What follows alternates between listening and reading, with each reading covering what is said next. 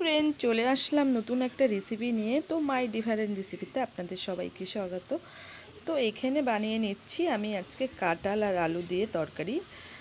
তো প্রথমে কাঁঠালটাকে আমি সিদ্ধ করে তেলে ভেজে নিয়েছি, আলু আর কাঁঠালটাকে।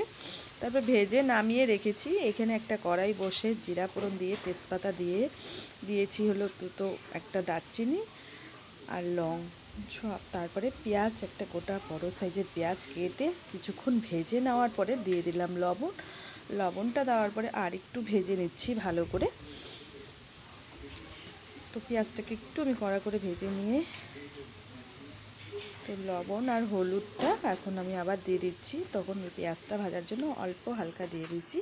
তো এখানে আমি জিরার গুঁড়ো আর ধনিয়ার গুঁড়ো আর লঙ্কার গুঁড়ো দিয়ে দিলাম, দিয়ে আবার ভালো করে ভেজে নিচ্ছি মশলাটাকে। তো আমি এবার মিক্সিতে মশলা করে নিয়েছি আদা, রসুন, পেঁয়াজ, টমেটো। তো মিক্সিতে আমি এই মশলাটা করে নিয়েছি।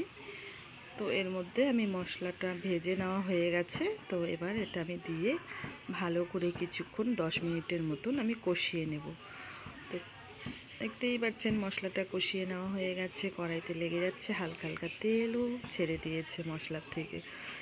তো এবার আমার প্রায় মশলাটা কষিয়ে নেওয়া হয়েই গেছে।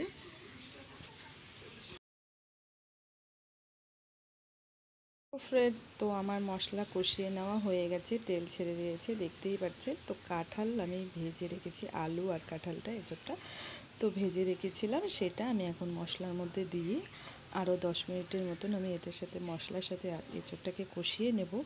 তো কষিয়ে নেওয়ার পরে আমি গরম জল করে রেখেছি, সেটা দেব। তো এখন আমি 5 মিনিটের জন্য ঢেকে দিচ্ছি। তো আমি ঢেকে দিয়েছিলাম 5 মিনিটের জন্য। তো ঢাকনা খুলে আর একটু আমি ভালো করে দেখে নিচ্ছি। তো আলু আর কাঁঠালের মধ্যে মশলা, কাঁঠালের ঝোল ভালো মতন কষিয়ে নেওয়া হয়ে গেছে। তো জল গরম করে রেখেছিলাম, তো 1 গ্লাসের মতন আমি একটু জল দিয়ে দিলাম। তো আরও কিছুটা সিদ্ধ হবে, আর পাতলা একটা ঝোল করব না, গ্রেভি টাইপের করব। তো রেসিপিটা আপনাদের খুবই ভালো। রেসিপি রেডি হয়ে গেছে। তো আমি 2 চামচের মতন ঘি দিয়ে দিলাম, আর গরম মশলা, চিনি নামিয়ে দেব। গরম মশলাটা দিয়ে তারপরে সফট করে নিয়েছি। তো এটা আপনি পুরি, রুটি, ভাতের সাথে খেতে পারেন। কিন্তু ভালো লাগলে এই রেসিপিটা অবশ্যই বাড়িতে একবার ট্রাই করবেন। ভালো লাগলে লাইক, সাবস্ক্রাইব।